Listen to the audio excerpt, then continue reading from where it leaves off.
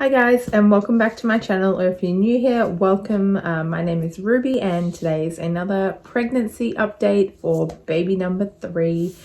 Can't quite see, but this belly's getting pretty big. So I'm now 33 weeks pregnant. I think the last update I did, I can't remember.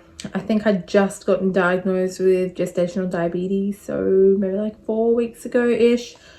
Not 100% sure, because my memory is just completely gone. Today's video is probably mostly going to be talking about that and all of the things that have come with the gestational diabetes, because that's pretty much all that's been happening. But like aside from that, pregnancy has been pretty smooth, as smooth as it can be. So yeah, I will talk a bit about that, but obviously first things first, we'll just discuss the basics. So 33 weeks now. Symptoms, really, like, there's no major symptoms happening anymore. I guess the most obvious one being like I'm uncomfortable now. Sleeping is obviously getting a bit tricky. I find myself like waking up and the side that I'm sleeping on is just aching. It's sore. I have to do like the full-on like maneuver to switch to the other side, which if you've been like heavily pregnant before, it's like a whole thing. And I'm not exactly comfortable at night because we often have like at least one child in bed, so I'm usually squished, getting kicked from all directions. So yeah, it's been fun. Breathlessness, like I'm definitely kind of struggling to breathe. If I talk a lot, just, yeah, general pregnancy stuff. It's like, he's not sitting high. His feet are up here. But yeah, I definitely feel like compressed in the ribs, but I guess it's just standard for how far along I am.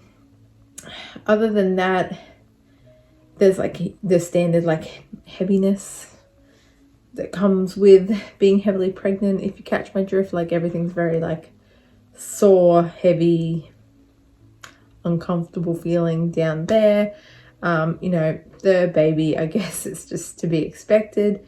But 7 weeks left to go, and I'm really hoping that he decides to come on his own, because I really would like to avoid induction, which I will talk about that in a little bit. I guess the last symptom that I struggle with, like later on in pregnancy, is cramps. I get constant cramps in my ankles, in my calves, in my thighs, and it is always while I'm sleeping. It occasionally happens during the day, but for the most part, I wake up with a cramp. If I move my leg wrong, or if I like stretch like unconsciously, I'm gonna cramp, and then I have to kind of like haul myself out of bed as fast as I possibly can to just walk it off. Like, I know how to get rid of them once I'm upright, but the issue is I'm often like laying down, and then it's like really hurting, and like trying to get myself out of bed while it's happening in the middle of the night is not fun. But I've had it with all 3 of my babies, so I am kind of used to it. So moving on to gestational diabetes part of the video, which is the main part. Sorry, I've got my notes here so I don't forget what I wanted to talk about. So I think the previous video I mentioned that I had been diagnosed. I failed my fasting test by like 0.1 of a point, like very borderline. And the midwife was kind of like, oh, you're borderline, but if you fail, you fail. You just get classed as you're having it. So it is what it is. So I guess the first like 3 weeks after I had that test done, from the point that I got the test done to the point that I got my kit to test, was 3 weeks. And then it's been another almost 3 weeks of testing since I got my kit. So the first 3 weeks went by where I didn't have any kind of like guidance on it. I had to do like education, which was a Zoom call. And then once the education had been completed, then I was able to go to the hospital and pick up my kit, which I did that. I think the whole thing is not scientific enough for me. And I know that sounds silly, but we get on the Zoom call told, you know, measure things by serve. One banana is 1 serve of carbs. 1 cup of potato is 1 serve. Try and aim for 3 serves per meal. But I'm like, you can have a huge banana and you can have a tiny banana. It's not the same amount of carbs. Like, why is it not going by weight? To me, that would make more sense, because they do say a serving size is 15 grams. So why wouldn't you be aiming for a weight amount rather than just like calling it a size? The thing that really confused me is, like, for breakfast, they were saying 2 slices of toast is good. That's 2 serves, right? Which would equal around 30 grams of carbs. My bread is gluten-free bread, very high in carbs, 44 grams for 2 slices. And so I was like, I can't have 2 slices, that puts me over. And they're like, no, that's 2 serves, it's fine. And I'm like, no, but it's not fine, because the amount of carbs in my bread compared to normal bread is different. And I just, it really frustrated me that they're like trying to simplify it like that, but then they're like, if you go over your numbers, you get put on medication. And so I didn't want to be put on medication when it could be down to like me not controlling my diet correctly. So that was a whole thing in itself. I was like, whatever, I'm just gonna, you know, go by weights, go by amounts. Like, I can read a label easy enough. And then so we get provided this machine to test the blood sugar. So you have to prick 4 times a day, you know, after you wake up, and then 2 hours after your main meals. You write it down, etc., etc. So I got given a machine. There's a fly buzzing around. I really hope you can't see it. But they only provided me with enough for like 2 days worth, and the chemist didn't have any of the test strips in stock. So I ended up getting a second machine from a friend, and came to the discovery that the machine they had given me was giving me really high readings compared to the machine that my friend had paid for. And after posting on Facebook groups and trying to investigate it, it would seem that the machines that the hospital gives out are heavily subsidized, because obviously they give them out for free. So maybe they aren't the most accurate. So that really frustrated me, because I had been recording my levels, and if you get over 2 readings that are above like your allowance, they want you to contact them. They're going to consider putting you on medication. And I'm like, well, if these are false readings, I don't want to be medicated like incorrectly. So I tested side by side with both machines for like 2 days, and every single time the original machine that I was given was giving me way higher readings. So I kind of like let them know, like, hey, just so you know, this machine, and they pretty much said, yeah, that happens, that's fine, as long as it's consistent across one machine. And I'm like, how is that okay? Because if I hadn't gotten the other machine, I would have already been put on medication for potentially false numbers. And the issue I have with this is, once you're on medication, they induce you. Obviously you can refuse, but it's a slippery slope, right? Like, if the medical people are really pushing for induction, you're already feeling like you are not going to be supported if you choose not to do it, because you're going against medical advice. I don't want to be induced. I was already induced once. It was not a good experience. The baby was not ready. It leads to a whole kind of like snowball effect of interventions, which is what happened to me. I was induced early. She wasn't ready. I ended up almost having a C-section. I was pretty much like being wheeled out of the room. She had to have a vacuum delivery. Her heart rate dropped. I had a hemorrhage. Like, it was just a cascade of like different things happening that I believe happened because I was induced prior to her being ready to come. It was medically necessary with her. Like, there were other things going on, but I would not choose to do it again, especially not because of the gestational diabetes. I've read that they want to induce because they're worried the baby's going to be too big.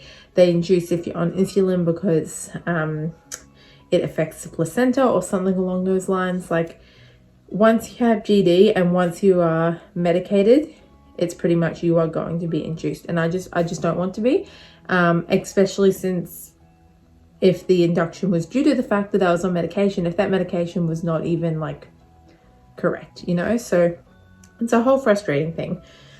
So side story there, I decided to just not test with that original machine anymore. I knew that it was giving me false numbers, and I have stuck with the second machine. And since I have done that, my numbers have all been really good. A couple of random spikes if I've tried something like that I haven't like eaten before that I'm not sure how it's going to affect me, and then I obviously don't eat it again.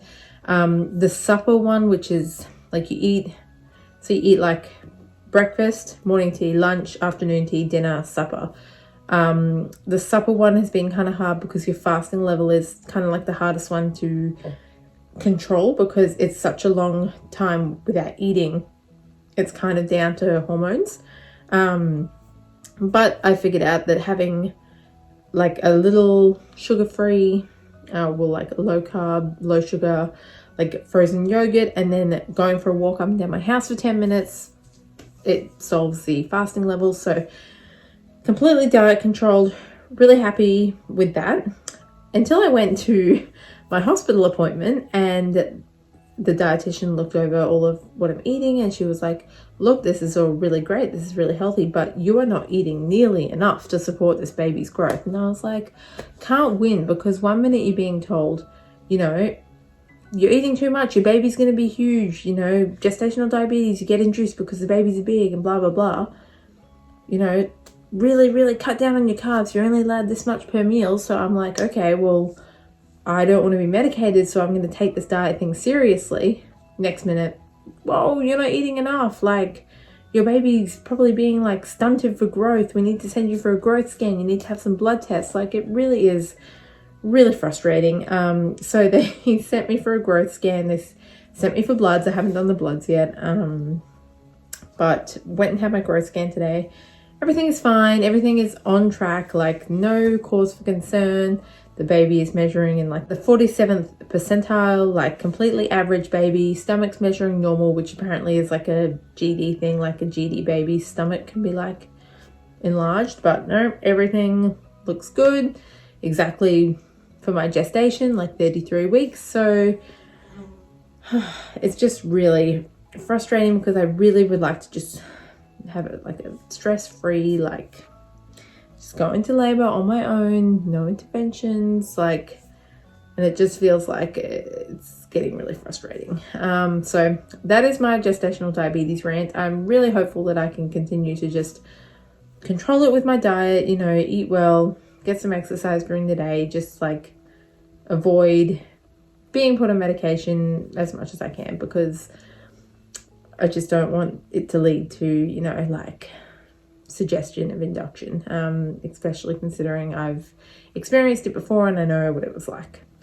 I guess the only other thing that's come up at the hospital appointment is I had a blood clot in my last pregnancy. It was technically after pregnancy. It was after birth. I developed 2 blood clots in my thigh, my upper thigh. And so that was kind of brought up at my last doctor's appointment. They were kind of tossing up whether to put me on blood thinning injections just to try and avoid it happening.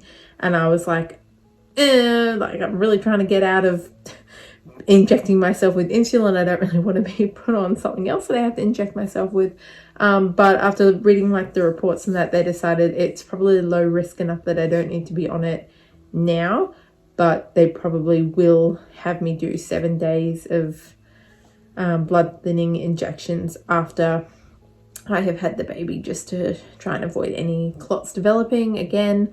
It was very painful last time, so I am kind of glad that they're being a bit more proactive, because I would rather do 7 days than develop a clot and then have to do 6 weeks of the shots, because my stomach was black and blue. Not fun at all. Yeah, I think that's pretty much it. I've finished work now. I'm on maternity leave officially, so got a long list of things that I need to like work through. Still have to pack my hospital bags, which I will be filming, so look out for that video. And just, yeah, get stuff ready for the baby, do a bit of cleaning, bit of organizing, organize Christmas, because obviously this is going to be a Christmas baby, and I have 2 other kids. I gotta get that organized. So it's a fun time of year. It's going to be really busy. I don't know what we were thinking doing it at this time of year again, but there you go. I completely forgot to show you the bumps. So just before I let you go, I mean, there we go. Little 33-week bump. So yeah, thank you for watching, guys. I will catch you in the next update, and keep an eye out for my hospital bag video. I'll be doing one for me and one for the baby. So stay tuned, and I'll see you then. Thanks. Bye.